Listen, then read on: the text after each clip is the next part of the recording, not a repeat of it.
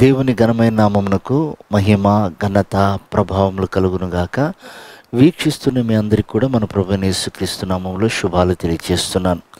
ఈరోజు మన దేవుని వాగ్దానం హబక్కూకు గ్రంథము 3వ అధ్యాయము 2వ వచనం. సంవత్సరములు జరుగుచుండగా నీ కార్యములు నూతనపరచుము. ప్రియమైనటువంటి దేవుని సంగమా, సంవత్సరాలు ఎన్నో గతించిపోతూ ఉంటాయి. కొత్త సంవత్సరం వచ్చిందంటే ఆర్భాటము హంగులు చేస్తూ ఉంటాం. కొత్త సంవత్సరం వచ్చిందంటే బట్టలు కుట్టించుకుంటాం, ఏదో పార్టీలు చేసుకోవాలని, కొత్తదనం ఏదో వస్తుందని మనం ఆశపడుతూ ఉంటాం. మన జీవితంలో ఎన్నో కొత్త సంవత్సరాలు గతించిపోయాయి. కానీ ఎలా ఉండవలసిన భూమి అలాగే ఉంది. ప్రకృతిలో ఎలాంటి మార్పు లేదు. సమస్త సృష్టిలో అలాగే ఉండిపోయింది. ఇక్కడ ప్రభు ఆశించేది ఏమిటంటే, సంవత్సరాలు గడుస్తున్న కొలది మనలో దైవికమైన కార్యాలు ఎదగాలి. అవి నూతనపరచబడుతూ ఉండాలి, అవి విస్తరిస్తూ ఉండాలి, అవి సరిహద్దులు దాటి పరిగెత్తుతూ ఉండాలి. ఈ రోజున గమనించండి, ఎన్ని సంవత్సరాలు దాటిపోయాయి. మనం ఆత్మీయ జీవితంలో ఎదుగుదల ఉందా? ఆత్మ ఫలాలు పొందుకోగలుగుతున్నామా? ఎక్కడ వేసిన గొంగలు అట్లాగే అన్నట్లుగా వస్తున్నాం వెళ్తున్నాం. సంవత్సరాలు గతిస్తున్నాయి, కానీ మనలో నూతనమైన కార్యాలు, దేవుని గురించిన తలాంతులు మనం పొందుకున్నామా? ఆత్మీయలో ఒక స్థాయి మనం ఎక్కామా?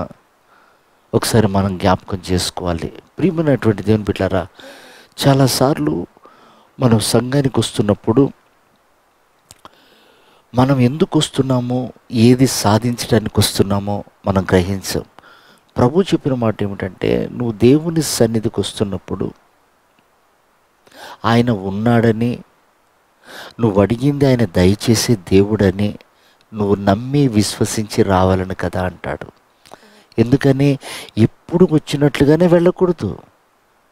ఆయన ఉన్నాడు కనుక నువ్వు అడిగేది పొందుకున్నావని, దాని ద్వారా నువ్వు అభివృద్ధి పరచబడ్డావని, ఆత్మీయతలో వర్ధిల్లావని ఒక సాక్ష్యం కావాలి.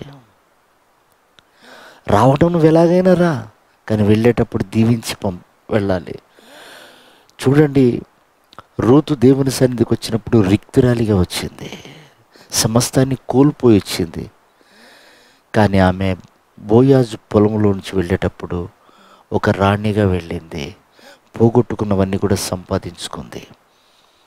కనుక ప్రియమైనటువంటి దేవుని బిడ్డలారా, సంవత్సరాలు గతిస్తున్న కొలది మన కార్యాలు నూతనపరచబడాలి, ఆత్మీయ కార్యాలు నూతనపరచబడాలి. ఈ సంవత్సరం ఉన్న ఆత్మీయతే వచ్చే సంవత్సరం ఉండకూడదు, అది ఎదగాలి, అభివృద్ధి పరచబడాలి. అప్పుడే మన జీవితంలో దేవుడు కార్యాలు చేస్తున్నాడని ప్రజలు విశ్వసించి ప్రజలు దేవుని దగ్గరికి వస్తారు.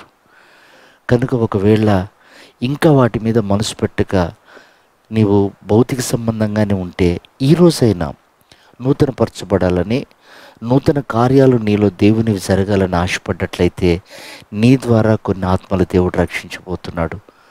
అలాంటి మనసు కలిగి మనం పరిపూర్ణమై ప్రభు రాకడికి సిద్ధపడదాం. అట్టి కృప ప్రభు మనందరికీ దయచేయను గాక. ఆమేన్.